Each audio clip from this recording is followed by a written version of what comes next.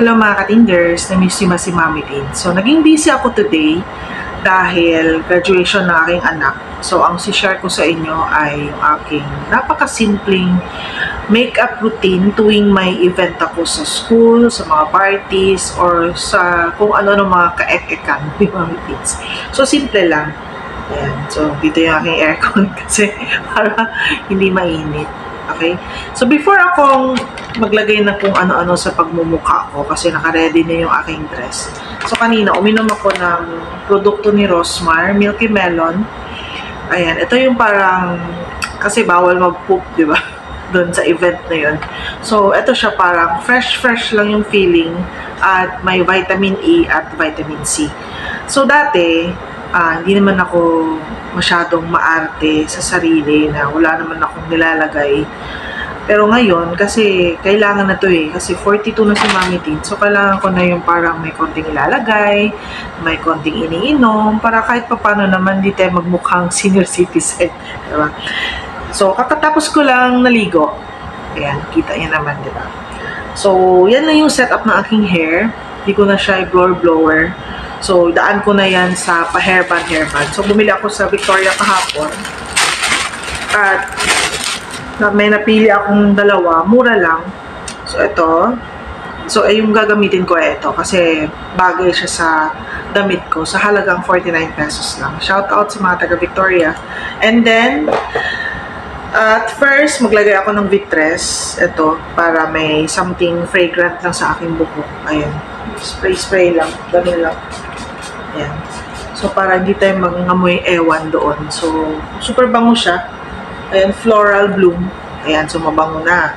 And then, meron akong 3-in-1 na uhu serum. So, ilalagay ko to dito sa face. Yung parang base niya. Ayan. Kasi yung event ay 1 PM naman. Aakyat si Mami Tins ng stage. Kasi honor yung anak ko. Nax, honor, 97%. Sabi ko nga, dapat di mo na ginawa ang 100%, no? 3 points na lang yung kulang. So, sabi ko, proud na proud ako sa anak ko. So, siya yung mag-upload nitong aking video at malamang ay mapanood niya to. Ayan. So, itong uhu serum, parang ano lang, yung parang base niya na, ano siya serum siya na may SPF 60. So, naglalagay ako konti lang sa mukha at sa leeg. Ayan. Ayan. Tapos, etong produkto ni Rosmar, mahilig kasi ako sa kay Rosmar, hindi masyadong mahal at hiyang ako, kaya ito yung pinopromote ko ngayon sa inyo. So, may 99 Tone Adapt Tinted Sunscreen. So, mahilig ako sa may pa-sunscreen, mga SPF, kasi kailangan ko na parang may protection sa mukha. Ayan. Hindi naman ako laging naglalagay nito, really powder lang at lipstick. Pero ngayon nga, may event ako, so kaya kailangan ko talaga maglagay nito. Ayan. So, naglalagay ako konti lang. Ayan o. Ayan. Max. Parang high school lang ang peg. Ayan. Ganda siya sa mukha. So, since medyo maputi ako mga katinders, ay binili ko ay yung Mestiza. Kasi dalawang shades ito eh. So, hindi ko na matandaan ko ano yung isa. Yung parang medyo brown complexion. Yun yung isa. And then, maglalagay din tayo sa leeg para pantay. Hindi yung kumaga sa Bisaya pa na kabang-kabang. So, dati may experience na talaga ako sa paglalagay ng makeup kasi na-assign ako sa promo in charge sa mga promo. So, kaya medyo hindi naman magaling. Medyo may idea lang kung paano maglagay. So, hindi naman kompleto ang ilalagay ko. Wala ako nung eyeshadow. Basta simple makeup lang. Kaya Mami Tins, diba? Ayoko naman magmukhang multo doon na sobrang puti. Kaya, yan. Ayan. Tapos nitong foundation ay maglalagay na ako ng ganyan nakabilis. Maglalagay na ako ng powder. Itong powder na to ay nabili ko kahapon. Into It. Ayan. 400 plus. Kasi wala naman talaga akong powder talaga. Hindi ako mahilig mag-powder. So, kaya maglalagay ako nito ngayon. So, before that, before ko makalimutan, ay maglalagay ulit ako ng kagaya ko sunscreen gel cream. Rosmar pa rin. Ayan. So, konti lang. Ano to eh? Parang sunscreen. Nalagay tayo ng konting-konti lang. Yan, spread mo lang. Ito sa leeg. Konting-konti lang. Para hindi masyado puti yung ating pagmumukha. Ayan.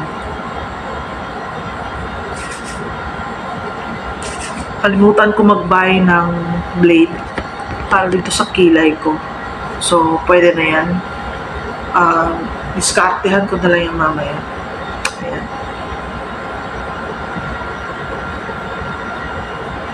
Okay. And then, pagkatapos, itong powder na ni Intuit.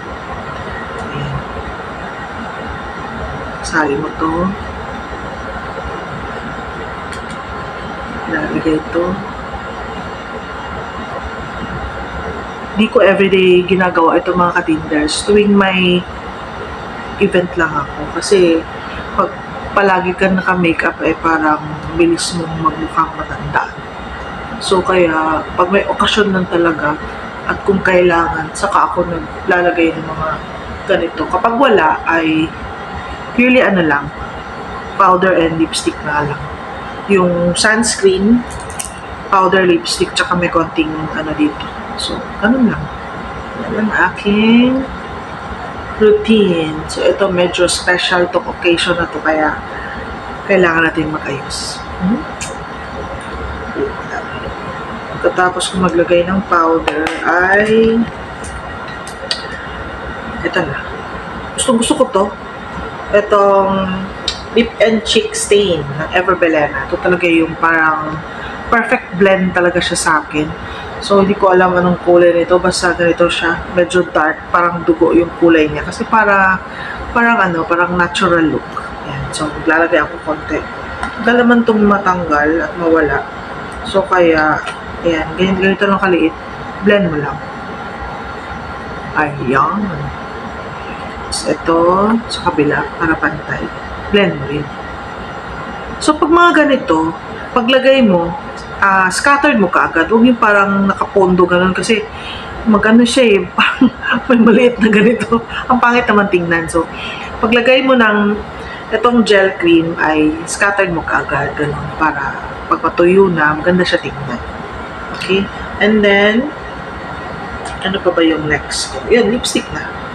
Lipstick ko ay, paborito ko talaga to, medyo dark na sa Avon. Hindi ko na mabasa kung basta ito. Tingnan nyo na lang sa screen. Ito yung ginagamit ko. Ayan, ganito siya ka-dark. Kasi parang strict na look ba yung aking strict na look yung aking peg. Ayan.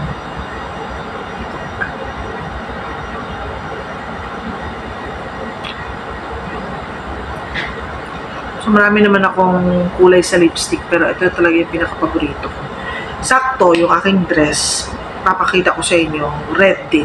So, para ako, hindi naman Little Red Riding Hood, si Big Red Riding Hood ako, yung peg ko ngayon. Ayan. And then, itong bagong bili ko rin kahapon na Intuit. Mahilig ako sa Intuit kasi sakto lang yung kanyang shade, maganda yung kulay niya, medyo pricey nga lang pero nababagay siya sa skin color ko, nababagay siya sa shape ng mukha ko, or basta itong Intuit talaga yung usual na ginagamit ko ng face powder at itong ano ba to, eyebrow. So parang drawing ko lang ng ganun. Okay? So meron ako dito 3 shades at itong maliit na brush. So pipiliin ko ay itong si dark siguro. Yan, si dark. Tuto ako mag-makeup mga katinders. Yung nag-work ako sa Victoria. Ayan. Para mabuka tayo. Ayan. O-observe lang ako dun sa mga promo at pagkatapos ay marunong na ako maglagay-lagay ng sa akin. So, hindi ako mahilig sa eyeshadow at hindi din kasi ako marunong. Mahilig lang ako dito sa kilay. Basta may ano ako, naka-rosy cheeks na ako. May lipstick, naka-powder na ako, sunscreen. Okay na ako. Wala na ako itong mga eye dito sa mata. At wala na rin ako sa pilikmata, no? Tiwala na ako sa pilikmata ko na okay na siya dyan. So, ayan. Pantay na ba? Baka hindi pa. Ayan. So, ganun lang. Ganun yung aking routine na isi-share sa inyo. So, ito yung aking hairband. Tatanggalin ko lang tong price. Kasi, bakit naman tingnan? Isali ko pa tong price, mga katinders. Wait na. Ayan. So, o, diba? Kasi Filipiniana dress ko. Tapos, ganito lang. Gusto ko lang na nakalugay lang yung aking buhok. At, bagay naman sa akin, di ba? Bagay ba sa akin na hairband lang? Ayan. Ayan. Simple look lang ni Mami Teens. Diba? So, ngayon, si-share ko sa inyo yung aking damit. At Filipiniana nga na color red. Ayan. So, wait lang. Sisilip ko sa inyo. Papasilip ko sa inyo. Ito yung damit ko, mga katinders. Filipiniana. Color red. Ayan. Sabi ng mga anak ko, para daw kung anime nito. Ayan. So, mahaba siya. Long gown. At magpa-flat shoes lang ako. Hindi naman nakikita yung paa. So, para komportable yung paa ko. Ayan. So, magbibihis na ako at 1 p.m. yung graduation ng anak ko. So, nasa 11:30 na. Mamadali na si Mami Teens. Okay? Thank you for watching, mga katinders. Bye!